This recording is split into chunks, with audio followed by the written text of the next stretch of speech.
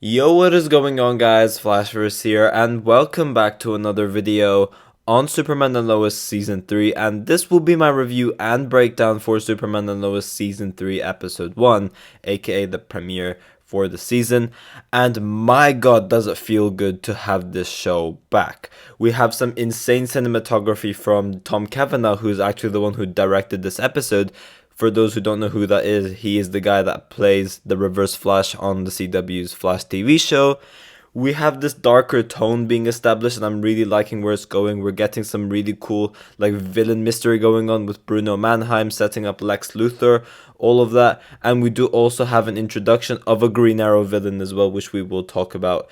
But yeah, we have this big villain mystery being set up with Bruno Mannheim and his grand plan, with the ending, which we will talk about in more detail. We have some beautiful family dynamics in this episode, especially between Clark and Lois, and we do get more of a taster with the new Jonathan Kent, who it feels like he's never been recast. This actor, he's adapted so well into the character already, it feels like this has been the Jonathan Kent all along, so this was something I did really like. And obviously we do have a lot more Superboy setup to talk about as well. But yeah, to be exact, this episode kicks off 27 days after the season 2 finale, and we get this montage as Lois is making a voiceover, and this montage includes the Kent family seeing the new Fortress of Solitude. Clark introduces his mother to the kids, Jordan and Jonathan. We have Lana introducing the new town hall and all those sorts of stuff. And we also find out that Clark Kent has started working at the Gazette, and obviously now Chrissy Beppo is in the loop, so she knows that Clark Kent is Superman. We do also have Clark and Lois having their moment, which we will talk about because it does play a significant role in this episode. As I said, we have a lot of family dynamics in this episode. All of it was just absolutely beautiful. For example, we have this really cool training sequence between Clark and Jordan, and Clark's obviously showing him how to fly. They're racing to the fortress, and you can still see that Jordan does need a lot of practice because he does end up drowning, in which when he goes to the Fortress of Solitude, you do see him pretty much soaked in water, and Clark does pretty much prepare some AI monster so that Jordan has combat training, obviously setting this up further that he's going to become Superboy eventually. And with the powerless people, that being Lois and Jonathan, Lois is essentially just teaching Jonathan how to drive because he's getting ready for a driving test, so he needs to know what to do. And I did really like Lois's reactions, slow down, okay, you need to go much faster at this point, put on your seatbelt, things like that. I thought was absolutely hilarious.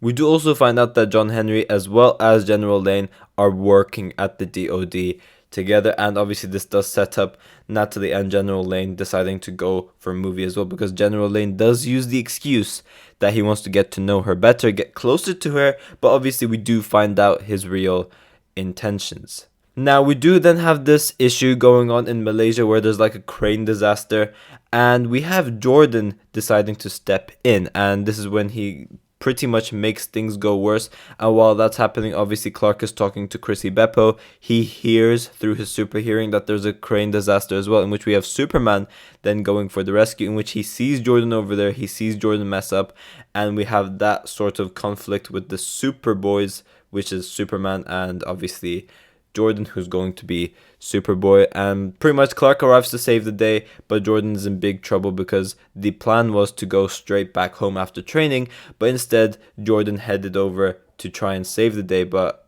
Clark had to end up saving it for himself. Now we do have this interesting storyline with Lois where she's, delving deeper into this Bruno Mannheim story, in which she goes to John Henry Irons' sister from this Earth, and she finds out that she's a doctor in Metropolis, and she asks a couple of questions. We found out that our Earth's John Henry is somehow involved with illegal gun trades, it links with Bruno Mannheim, links with Lex Luthor, so we did get the Lex Luthor name drop and all those sorts of stuff.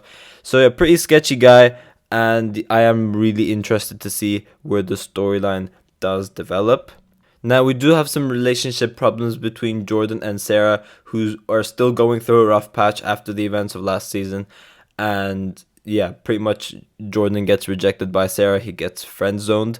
So that is quite troubling for Jordan because obviously he does still really like her. And to make the day even worse, General Lane and Natalie's movie night don't go as planned because Natalie finds out that the real intention wasn't for General Lane to get to know Natalie better, but it was for essentially military purposes. Now, we do also have Clark and Lois discussing like what's happening with the boys. Clark does talk about Jordan and his like recklessness, in which Lois then does hint to a possible pregnancy that could be taking place. And I did really love the moments between Clark and Lois in this episode, just seeing their relationship and just how well both of these actors have just such great chemistry. I really love it. Whenever these two are on screen, it's just always absolutely amazing to see them as a couple. We then have Natalie coming home from the disastrous movie night. Obviously, John Henry asks Natalie how it went, and obviously Natalie didn't like it because she feels betrayed now that Sam used this movie date to try and pretty much recruit her for the DoD and just military purposes. And obviously John Henry isn't taking this very lightly. He was quite pissed off about this as well, in which later on in the episode we do see John Henry giving Samuel Lane a lecture about it. Now, we do have this really funny moment, which I absolutely loved. You know, Tyler Hoechlin's energy in this episode, I just love it. Him as Clark Kent, like, it's absolutely amazing. But we have John Henry essentially going for shopping, in which he looks around, in which he comes across Clark buying pregnancy tests, and it's kind of like a surprise to both of them. And it was just a funny interaction between the two. And meanwhile, while that is happening, we have Lois and Lana going out, in which Lana goes for a drink and Lois just sticks with water, in which obviously Lana puts the pieces together and obviously alludes to the possibility that Lois could be pregnant. And we do have this like beautiful interaction between them as well, like, you know, they're both really, really happy, and it was really nice. Now we then have Jonathan's driving test pretty much taking place, and this was absolutely hilarious, where we found out that his driving instructor, or the examiner, is his football coach as well. He's just randomly taking off points for like misbehavior and all those sorts of stuff. I thought that was really, really funny.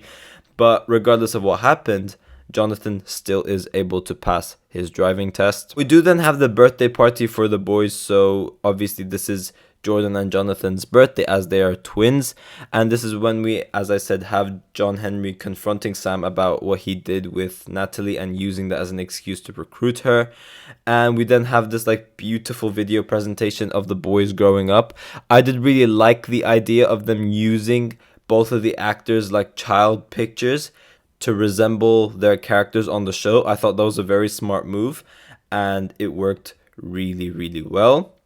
But unfortunately, the birthday is ruined for Clark, because Clark has to head over to Metropolis due to some events taking place, in which obviously he leaves the party early, suits up as Superman, heads over to Metropolis, in which Henry Miller, aka Atoman, is out of jail, and now he has powers, which obviously links with Bruno Mannheim and all of those sorts of stuff that we will talk about as the ending scene. But we have this absolutely incredible fight between Superman and Atoman. It was just so beautiful, both visually and just the visual effects, absolutely stunning. We have this crazy fight in between Superman and the leveled up Atoman. They fight around not only the entire city, but then they head over to another location because it automatically switches to nighttime as well. So I thought that was a pretty cool addition. But Atoman reveals that someone is coming for him, so he pretty much needs to finish the mission, which we're assuming is to defeat Superman. So Atoman is scared, but he does need to finish this task or else he's pretty much screwed. Superman does obviously ask how Atoman is able to get powers, in which they head over to the other location, and we pretty much see Atoman getting shot. But when Superman uses his X-ray vision, he analyzes the body of Atoman when he's dead. We found out that there are actually no bullets. So I am assuming this is going to link with some Bruno Mannheim tech or something along those lines, at least. Now, for some Green Arrow fans over there, we have Superman looking at a distance, in which we see some hooded figure with like a weird looking face. Now, this is actually someone called Onomatopoeia. Now, originally in the comics, Onomatopoeia is a Green Arrow villain, and he's pretty much a serial killer. He's not necessarily a metahuman, but because of like the things he's able to do, it is also suspected that he has some sort of abilities as well, but he's not really a metahuman. But yeah, it was pretty cool seeing onomatopoeia there. And obviously, in the case of this show, it's not going to be a Green Arrow villain. It's going to be switched to be more of like a Superman villain, and he's going to fit with the Intergang, which is going to be part of Bruno Mannheim, potentially even Lex Luthor. And when Clark looks back, we found out that Atoman's body is gone, and that was just such a crazy reveal. We have a bunch of villains being revealed, and it's going to be very, very interesting to see how not only how the story develops, but also the involvement of each of those villains. Does it link with Lex Luthor, who we know is coming on later on in the season, or is this just part of Bruno Mannheim's big plan? But while that's happening, we do have a bunch of other events. We do have Samuel Lane obviously apologizing to Natalie, and he does reveal that he does indeed want to get to know her more. So he does ask for a second chance, in which that is obviously given. So I am really interested to see where that, friendly dynamic goes as well. But also, we do have Chrissy Beppo sleeping with Kyle. So it seems like that is the new ship that's going to be taking place with Kyle, which is very, very interesting. And then we do obviously have Lana, not essentially walking in, but she does appear on the doorstep, in which Chrissy is obviously hiding, and Kyle answers the door, in which the divorce papers are given. So this is obviously setting up Kyle and Lana having a divorce.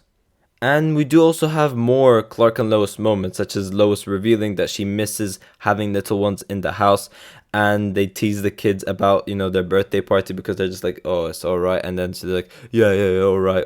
They did stuff like that, which I thought was hilarious. And obviously Lois does mention that she wants more kids. But towards the end of the episode, when they're in the Gazette, Lois gets a call, and it is revealed that she is not pregnant, but she has other symptoms and that they need more testing. So that storyline is going to be very interesting to find out as well. It's definitely not going to be something like Lois getting powers or anything like that. I doubt they will do something along those lines. Maybe it will be something similar to Iris's, time sickness, for example, that they did on The Flash, where not really time sickness, but like some sort of sickness that is somewhat like maybe kryptonite related or something along those lines, maybe like kryptonite poisoning, whatever it is. It could be something like that, or it could just be like a normal sickness for all we know. Who knows? But we do obviously see that Lois is very disturbed about this, and she's very, very upset, because throughout the episode she has been getting her hopes up about something like that. And obviously Clark and Lois did have some very beautiful moments because of this as well, and it's all been ruined by one phone call. So it is quite understandable. But then we do have this really, really cool ending scene where we pretty much head into a warehouse, and this is Bruno Mannheim's first look, if you will, where they pretty much bring Atoman injecting something into his body, which I'm guessing is going to be linked with the original John Henry Irons and like the illegal tech that he's been giving. Maybe it could be linked with X-Kryptonite or some sort of kryptonite at least as well. But yeah, we do see Atoman coming back to life. Onomatopoeia is working with Bruno Mannheim as well, so obviously this is setting up Intergang, if you will.